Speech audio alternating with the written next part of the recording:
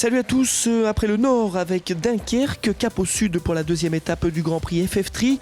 Nous voilà à Valence dans la Drôme pour l'une des étapes les plus excitantes de la saison avec le relais. Et on débute comme d'habitude, galanterie oblige par ces dames. 5e à l'issue de la première course, Poissy se doit de réagir.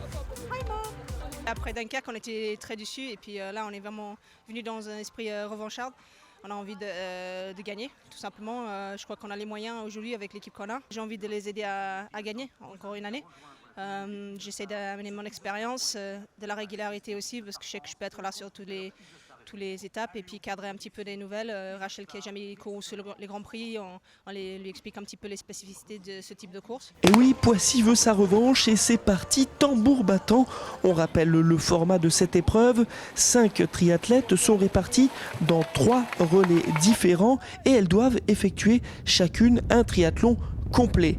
2 pour débuter, une seule au milieu et enfin les 2 dernières pour terminer. Ça va donc très vite. Après les 400 mètres de natation et les 10 km de vélo, 3 équipes sont au coude à coude pour la partie pédestre et notamment les filles de Poissy et Parthenay qui luttent pour le titre de championne de France.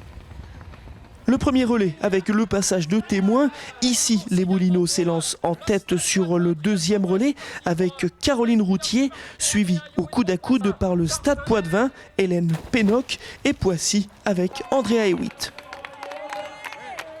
Il est midi et il commence à faire très chaud autour du site de l'Épervière. On dépasse allègrement les 30 degrés et ça ne va pas cesser de monter au fil des heures. En tête, on retrouve Andrea Hewitt et Caroline Routier. Les 2 filles se relaient bien dans la partie vélo et creusent l'écart, notamment sur Emma Jackson de Parthenay. Mais sur la course à pied, la néo-zélandaise ne fait qu'une bouchée de sa rivale du jour. Elle transmet le relais à ses 2 dernières coéquipières avec 32 secondes d'avance sur ici les Moulineaux. Parthenay accuse un retard de 44 secondes.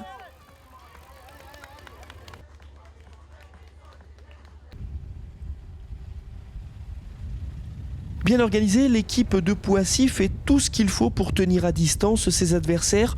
Une tactique impeccable, sachant que les 2 triathlètes dans cette épreuve doivent arriver ensemble à la fin de leur parcours. Sur la ligne d'arrivée, par contre, une seule franchit la ligne pour faire gagner son équipe. Et c'est bien Poissy qui l'emporte devant Parthenay. Et ici, les Moulineaux, les Pissiacaises se replacent ainsi dans la course au titre.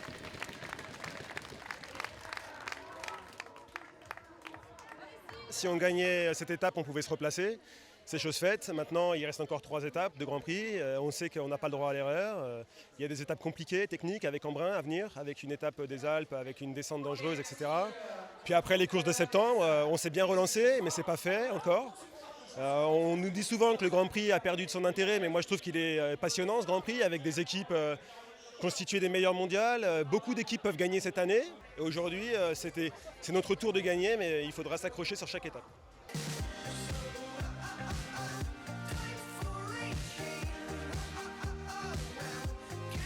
Organisé pour la première fois à Valence, le Grand Prix FF3 a mobilisé toute une ville l'espace d'un week-end, une véritable fierté pour les organisateurs.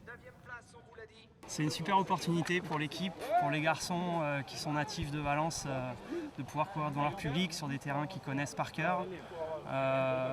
Bien que l'équipe ne soit pas forcément l'une des favorites, je pense que c'est un atout non négligeable de courir sur des terrains connus et puis devant un public conquis. C'est surtout la ville de Valence qui souhaitait qu'il y ait une grande épreuve nationale qui se déroule à Valence. Et puis pour le club, ça permet de montrer qu'un club de 240 adhérents sait se fédérer pour organiser un événement de cette dimension-là. Et on passe donc à la course homme. On s'attend à un beau duel entre Sartrouville et les Sables-Vendée. Les 400 mètres de natation en bord de Rhône ne voient aucun nageur sortir du lot. Ça reste bien compact pour la première transition. Et un petit point météo, on s'approche tout doucement des 40 degrés. Malgré ce cagnard, le public est très nombreux sur le tracé.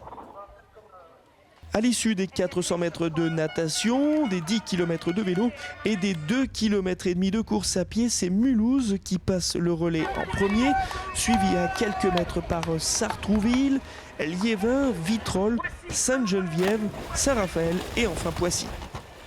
Le deuxième relais est marqué par une échappée à vélo, composée de Vincent Louis de Sainte-Geneviève-des-Bois, d'Aaron Royle de Mulhouse et d'Anthony Pujade de Vitrolles. Les deux stars françaises de la discipline se relaient bien, seul Royle reste un peu en retrait. Derrière, on a du mal à suivre le train infernal imposé par le trio.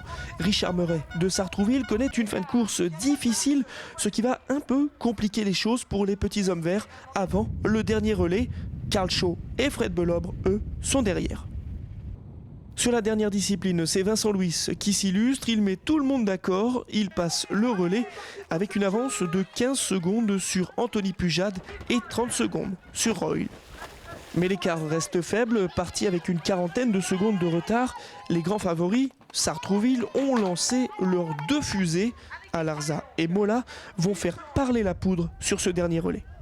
On observe d'abord un regroupement à vélo avec 10 puis 12 hommes en tête. Le groupe est composé de garçons de Mulhouse, de Sartrouville, de Poissy, de Sainte-Geneviève ou encore Saint-Jean-de-Mont.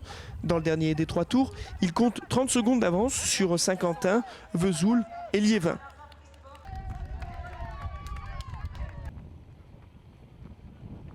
Mais dès la transition, les hommes de Sartrouville se placent en tête. Mario Mola accélère encore et franchit la ligne d'arrivée en grand vainqueur. Superbe course à pied de Brice Daubord qui prend la deuxième place juste devant Aurélien Raphaël qui complète le podium. On a eu des sueurs froides, si l'on peut dire, aujourd'hui. Ça a été difficile avec Richard Murray qui était un petit peu défaillant. Et avec Mario Mola et Fernando Alarza pour conclure le travail, c'est vrai qu'on a pu remonter les handicaps que l'on avait après le deuxième relais et finalement s'imposer, oui. C'est vrai que ça chamboule un petit peu tout dans le classement, mais c'est vrai l'inquiétude c'est plutôt par rapport à l'absence ou non de certains athlètes. Le groupe en lui-même, on a confiance, ça fait partie des meilleurs mondiaux. On avait les 5 meilleurs mondiaux en fin d'année 2013. On a pris une petite option, il y a un petit écart qui s'est fait, mais il reste 3 courses et c'est vrai que tout peut arriver. Prochaine étape du Grand Prix FF3 pour la recherche sur le cancer, on ira du côté d'Embrun, une place forte du triathlon en France, un cadre extraordinaire et un parcours vallonné, de quoi entretenir le suspense. Alors n'oubliez pas, envie de différence, vibrez triathlon. Ciao.